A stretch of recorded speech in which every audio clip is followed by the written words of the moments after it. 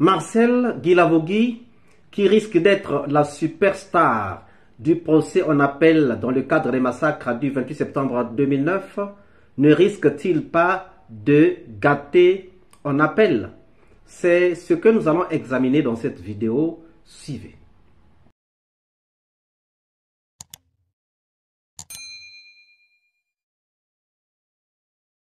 Bonjour, bonsoir, cela dépend de l'heure à laquelle vous regardez cette vidéo.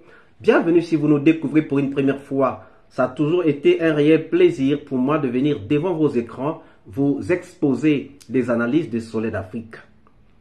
Vous avez suivi la question que nous nous posons dans cette vidéo. Et pourquoi nous posons-nous cette question? Il y a des raisons majeures qui nous permettent de poser cette question. Dans la vidéo précédente, nous avons dit que Marcel Guilavogui s'est déclaré coupable. Il s'était déclaré coupable, il s'était déclaré impliqué dans les massacres du 28 septembre 2009, tout simplement parce qu'il est passé pour une première fois, disant qu'il n'était pas au stade, et donc qu'il n'en savait rien de tout ce qui s'était passé au stade, donc des massacres du 28 septembre 2009. Mais après, Marcel va passer pour une deuxième fois. Il va demander un deuxième passage dans lequel il viendra dire ou reconnaître qu'il était au stade. Si Marcel avait d'abord dit n'avoir pas été au stade, donc innocent dans cette affaire ou dans ces massacres du 28 septembre 2009, et maintenant qu'il revient, disant qu'il était au stade et reconnaissant certains faits, même s'il ne dit pas tout sur ce qui s'était passé au massacre du 28 septembre 2009, déjà, ce revirement nous permet de comprendre que Marcel avait voulu ou avait dit pour la première fois qu'il n'était pas au stade parce qu'il voulait en fait ne pas dire la vérité. C'était une possibilité pour lui d'être épargné. Mais malheureusement, il n'a pas eu la chance parce que Toumba est venu l'exposer. Non seulement Tchegboro avait parlé de Marcel, mais Toumba est venu l'exposer. Et il y a le général Bafoué qui est aussi venu dire avoir vu Marcel puisqu'il les connaissait. Il a dit même qu'il m'appelle grand frère. Donc il se connaissait. Sans compter les victimes. Sans compter les victimes, on prend Tchegboro qui connaissait bien Marcel. On prend Toumba qui a parlé avec Marcel. Et on prend le général Bafoué. Donc Marcel est déjà cuit. Marcel est coupable. Et la culpabilité de Marcel ne peut être niée. L'implication de Marcel dans les massacres du 28 septembre 2009 ne peut être liée. Ne peut être niée. Mais il y a un problème. Le problème, c'est lequel? Marcel nous a dit une partie de la vérité. Marcel disait lui-même qu'un militaire est un stratège. Lorsqu'on lui a dit « Pourquoi tu es passé pour la première fois et tu veux encore passer pour une deuxième fois ?» Il a dit « Un militaire est un stratège. » Un stratège, ça veut dire que je ne peux pas perdre toutes mes balles dans un seul combat. Je garde quand même quelques balles pour voir peut-être que j'aurai d'autres adversaires.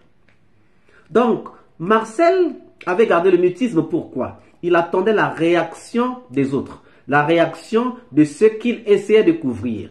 Malheureusement, Marcel s'est retrouvé coincé par les réactions de ceux qui étaient là comme co-accusés.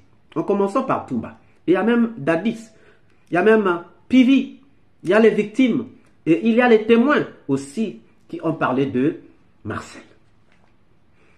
Lorsque vous prenez le témoignage, par exemple, de Lucien Noufal, lorsque vous prenez le témoignage de général Bafoué, en tout cas, Marcel est cuit. Et c'est pour cela que même maître Amidou avait dit que deux faits seulement permettent de comprendre que Marcel était impliqué. C'est lui-même qui s'est auto-accusé, c'est lui-même qui s'est auto-condamné, culpabilisé, comme on l'avait dit dans la vidéo précédente. Mais maintenant, il faut se dire aussi que après l'incendie de la maison de Marcel, nous en avons fait la vidéo, Marcel a dit que sa famille est en insécurité. Sa famille est en insécurité. C'est Marcel qui l'a dit. lorsqu'on lui a annoncé que sa maison avait pris feu, il a dit, ma famille est en insécurité. Ça veut dire que sa famille est en danger. D'où vient cette insécurité? C'est là où se trouve le vrai problème.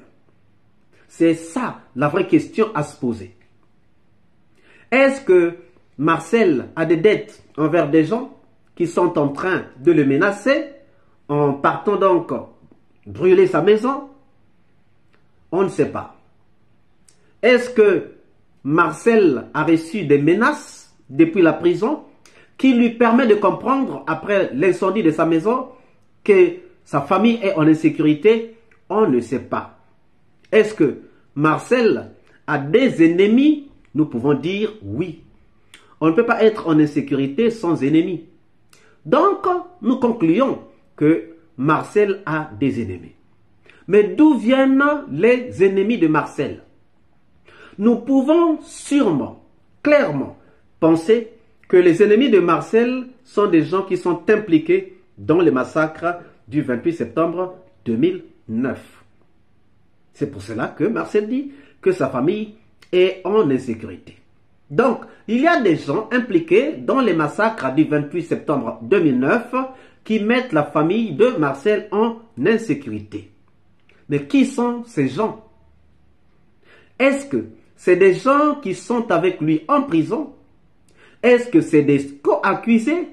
Ou encore des gens qui sont hors de la prison? Si c'est des gens qui sont avec lui en prison, comment est-ce qu'ils trouvent les moyens d'aller brûler ou incendier la maison de Marcel? Ils peuvent passer par des gens, nous savons. Mais cette option n'est pas vraisemblable pour nous par rapport à nos analyses. N'oubliez pas que nous disons toujours que les analyses de Sud-Afrique ne sont pas paroles d'évangile, mais que nous les soumettons au choc des idées, car du choc des idées jaillit la lumière. La deuxième option est que ceux qui menacent Marcel ne sont pas à l'intérieur de la maison centrale comme lui, mais ils sont hors de la maison centrale. C'est vrai que ceux qui sont en prison avec lui peuvent utiliser des gens qui sont dehors pour aller brûler la maison de Marcel, mais ce que nous pensons, c'est que ça peut aussi être des gens qui ne sont pas en prison avec Marcel. Nous pouvons dire que même ceux qui sont en prison avec Marcel ne sont peut-être pas impliqués, mais qu'il y a des gens en dehors de la prison qui sont impliqués dans l'incendie de la maison de Marcel. Ça veut dire que nous pouvons voir que Marcel a des ennemis à l'extérieur. Qui peuvent être ces ennemis de Marcel? Nous pouvons dire que si ces ennemis ne sont pas liés avec Marcel pour d'autres problèmes, ça ne peut être que des gens liés avec Marcel par rapport au massacre du 28 septembre 2009. Et vous vous souviendrez que lorsque Marcel a commencé à dire que non, moi j'étais en prison, les autres n'étaient pas encore en prison, c'était déjà des menaces qu'il proférait à l'égard des gens comme les Pivi, comme les Tchekboro, comme les Dadis, comme les Goumou, qui, selon lui, devraient être impliqués, donc devaient faire la prison avec lui, mais n'avaient pas fait la prison. Maintenant, regardons bien l'option des gens qui sont à l'extérieur, qui sont impliqués dans les massacres. Ça veut dire que c'est des gens qui n'ont pas été cités, et qui ont donc échappé au box des accusés. Peut-être que Marcel a menacé de pouvoir tout dévoiler pendant le procès en appel. Et c'est peut-être pour intimider Marcel qu'ils se sont attaqués à sa maison en créant donc cet incendie. C'est une option à ne pas négliger. Nous ne prenons pas cela au comptant, mais nous sommes en train d'analyser. Il peut y avoir des gens qui n'ont jamais été cités ou encore qui n'ont jamais été inculpés, mais qui devraient être inculpés. Et peut-être qu'il y a eu des échanges entre Marcel et ces gens. Voilà pourquoi ces gens sont en train d'intimider ou de chercher à intimider Marcel de façon que Marcel puisse avoir peur de pouvoir les citer pendant le procès ou en appel. Mais tel que nous connaissons Marcel, Marcel va-t-il céder à ces intimidations si c'est vraiment des intimidations à son égard par rapport à l'implication de certaines personnes dans le procès des massacres du 28 septembre 2009. Nous savons qu'aujourd'hui, il y a des gens qui sont impliqués, mais qui sont encore dehors et qui sont peut-être couverts par le pouvoir actuel ou encore qui sont dans le pouvoir actuel, nous savons que les PV de Tchekboro avaient été protégés par le régime Alpha Condé, sinon ils seraient déjà en prison depuis très longtemps. Et même Cheikh Sako, l'ancien ministre de la Justice, l'avait dit qu'il a quitté le ministère de la Justice parce qu'il n'y avait pas une volonté d'organiser le procès. Et ce manque de volonté venait du fait qu'il y avait des gens qui étaient impliqués, mais qui étaient encore au pouvoir, qui étaient même à la présidence. Marcel va-t-il céder? Marcel va-t-il nous dire la vérité? Marcel ne va-t-il pas griller des gens qui ne sont pas encore dans le box des accusés, comme Toumba l'avait fait, pour que ces gens aussi viennent goûter à la souffrance de la prison? Si Marcel décide de se taire, à qui ça profitera? Est-ce à lui ou encore à ceux qui le menacent et qui sont encore hors de la prison? Si Marcel se venge, est-ce que ça ne profitera pas à la manifestation de la vérité? Nous, de notre côté, nous voudrions encourager Marcel.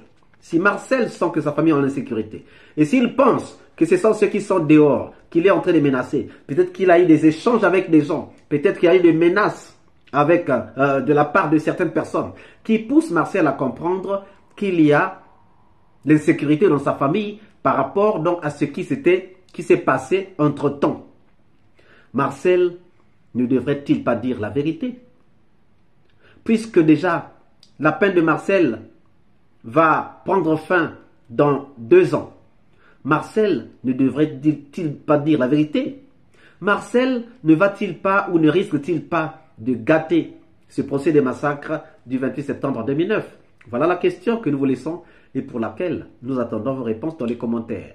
Si cette vidéo vous a plu, ne manquez pas de ce pouce bleu, de commenter, de partager. Et si vous n'êtes pas encore abonné, c'est le moment de vous abonner et surtout de ne pas manquer d'activer la cloche de notification afin d'être averti à temps réel de toutes nos prochaines publications. Quant à moi, je vous dis à très bientôt pour une nouvelle capsule et je vous dis ciao.